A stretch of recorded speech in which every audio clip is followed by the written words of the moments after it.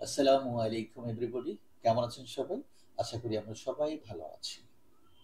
আজকে আমি আপনাদের সাথে খুবই সহজ বাট ইম্পর্টেন্ট একটা টপিক নিয়ে কথা বলবো। সেটা হলো কি করে আপনি 24 আওয়ার্স ইংলিশে টকিং করতে পারেন। সো শুরু করা যাক। যেমন ধরুন, আপনি গতকাল কি করেছেন সেটাকে বর্ণনায় নিয়ে আসেন। I woke up at 6 a.m. or the 5 a.m. or the 4 a.m. Then I perform my morning prayer. After finishing my morning prayer, I went outside for morning walking. তো এই যে কথাগুলো step by step, that's mean গতকাল আপনি যা যা করেছেন, যেগুলো বলার, ওকে, সেগুলোই আপনি স্টেপ বাই স্টেপ বর্ণনা করেন। তো সেক্ষেত্রে আপনার নেক্সট, আফটার দ্যাট, দেন, ওকে, এই কনজাংশনগুলো ইউজ করবেন যাতে আপনি কি ডিসক্রাইব করতে পারেন একটা একটার পরে step by step. Okay, so তাহলে কি আপনার গতকালের টপিকগুলো বর্ণনা করলেন, এখানে কিন্তু আপনার অনেকটাই জড়তা দূর হয়ে যাবে যদি প্রতিনিয়ত আপনি যদি এই কাজগুলো করতে পারেন। ওকে, এই গতকালকে বা আপনার নর্মাল ডেটাকে আপনি যদি আবার কয়েকটা ভাগে ভাগ করেন, যেমন হতে পারে মর্নিং অ্যাক্টিভিটিস, হতে পারে আপনার লাঞ্চ টাইম বা নুন অ্যাক্টিভিটিস, হতে পারে আপনার ইভিনিং অ্যাক্টিভিটিস, রাইট? সো এগুলোকেই আপনি খণ্ড খণ্ড করে ভাগ করেন। দেখেন, আপনি যদি এগুলো খণ্ড খণ্ড করে ভাগ করেন, দেখেন প্রত্যেকটা খণ্ডে বা টাইমে মর্নিং অ্যাক্টিভিটিস, ইভিনিং অ্যাক্টিভিটিস, ওকে, সো এগুলোর কিন্তু 2 4 5 মিনিট করে আপনি কিন্তু বলতে পারবেন। হতে পারে প্রথমে কি স্লো লাগবে, ওকে, আপনি বলেন, সমস্যা নাই। আপনি স্লো বলতে বলতে একসময় দেখবেন স্পিড চলে আসছে। ওকে, আচ্ছা, এরপরে দেখুন, আপনার লেজার টাইম থাকে, 5 টাইম থাকে। আপনি প্রতিদিনই তো অফিস করেন না, কোনো না কোনো দিন আপনার কিন্তু কি অফিস বন্ধ থাকে, রাইট?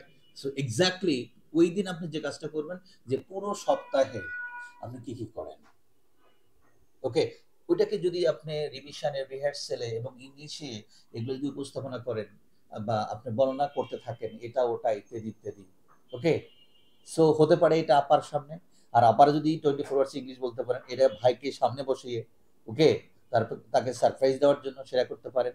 একচুয়ালি দেখুন, আমরা ঢাকা শহরে বাস করি বা বিভিন্ন শহরে বাস করে থাকি, কিন্তু আমরা ঘরে বাইরে সবাই কিন্তু শিক্ষিত। ওকে, সো এক্স্যাক্টলি যদি একে অপরকে আমরা পার্টনার হিসেবে ধরে, আপনার লিসনার হিসেবে ধরে, অডিয়েন্স হিসেবে ধরে নিজেরা যদি একটু মানে টকিং করি, তাহলে কিন্তু হয়। এবং দেখেন, আপনারা পারেন, আপনারা প্রতিনিয়ত যে কথাগুলো বলেন দৈনন্দিন জীবনে, এই কথাগুলো আপনি ইংলিশে নিয়ে আসেন। এগুলো পারেন কিন্তু বলেন না, কারণ হেজিটেশন ফিল করেন। কিসের হেজিটেশন ভাই? নো, আপনি শহরে বাস করেন, ওকে, আপনি শিক্ষিত মানুষ, আপনি শুরু করলেই পারেন, কারণ আপনি ওয়ান থেকে শুরু করে মাস্টার্স পর্যন্ত অসংখ্য ইংলিশ আপনি পড়েছেন, দেখেছেন, লিখেছেন, বাট বলেন না। তাই সব ঠিক আছে, অল এভরিথিং ওকে, বাট আপনি বলেন না। আপনি বলা শুরু করেন, দেখবেন হয়ে গেছে, রাইট? এখানে আসলে ভয় পাওয়ার, হেজিটেশন পাওয়ার নেওয়ার কোনো কিছু নাই। আর আরেকটা আমার রিকোয়েস্ট থাকবে, সেটা হলো যে আপনারা একে অপরকে হেল্প করবেন, কেউ হাসবেন না। চেষ্টা করেন, যখন আপনারা ঘরে বাড়ি ক্লিয়ার হবেন যে আপনারা ইংলিশ বলতে পারছেন, ওকে, তখন আস্তে আস্তে বাইরেও বাহিরেও বলা শুরু করেন, টুকটাক স্টার্ট করেন না। আপনাদের দেখা দেখি আরো বাকিরাও প্রভাবিত হবে। এবং খুবই লক্ষণীয় বিষয়টা দেখুন, আমরা এখানে বেশিরভাগই বাচ্চাদের নিয়ে কাজ করি, কিন্তু এক্স্যাক্টলি আমরা বাচ্চাদেরকে প্রচুর ইনফরমেশন দিই, ওয়ার্ড শেখাচ্ছি, ফনেটিক শেখাচ্ছি, গ্রামার শেখাচ্ছি, ওকে, উপস্থাপন শেখাচ্ছি, ভাইবাতে কি করতে হবে সেটা শেখাচ্ছি, 24 আওয়ার্স টকিং শেখাচ্ছি। কিন্তু ঘটনা কি জানেন, আমরা কতক্ষণ পড়াই? আমরা তো বেশিক্ষণ পড়াই না, রাইট? 1 থেকে 1.5 ঘন্টা, সপ্তাহে 3 দিন, রাইট? বাট বেশিরভাগ সময়গুলো কিন্তু, বিশেষ করে আপাদের বলবো, বাচ্চারা কিন্তু আপনাদের সাথে থাকেন। এখন দেখুন, বাসায় যদি আপনারা 24 আওয়ার্স ইংলিশ বলতে পারেন, ওকে, তাহলে আমার এই বাচ্চাগুলো কিন্তু ওরা সুপার ডুপার তুখার, আপনি যত ধরনের অ্যাডজেক্টিভ এখানে লাগাইতে পারেন, ওরা উপলব্ধি হতে পারবে।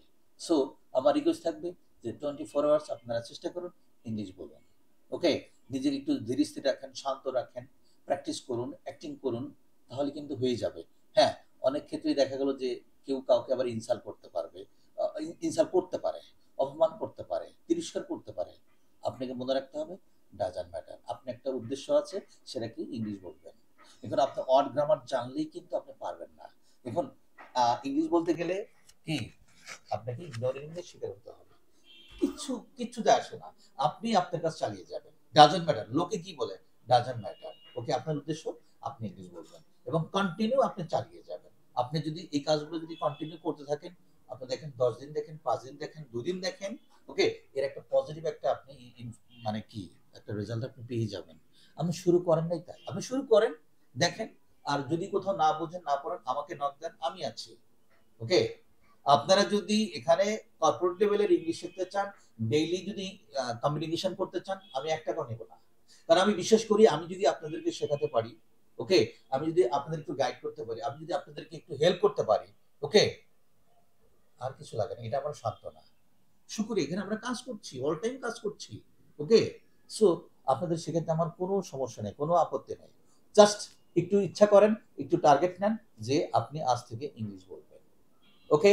সো আজকে এই পর্যন্তই। ভালো থাকি, ভালো থাকবেন। আবার দেখা হবে, আবার কথা হবে, এবং আশা করি আমার কথা রাখবেন। 24 আওয়ার্স ইংলিশে টকিং করবেন। বাই।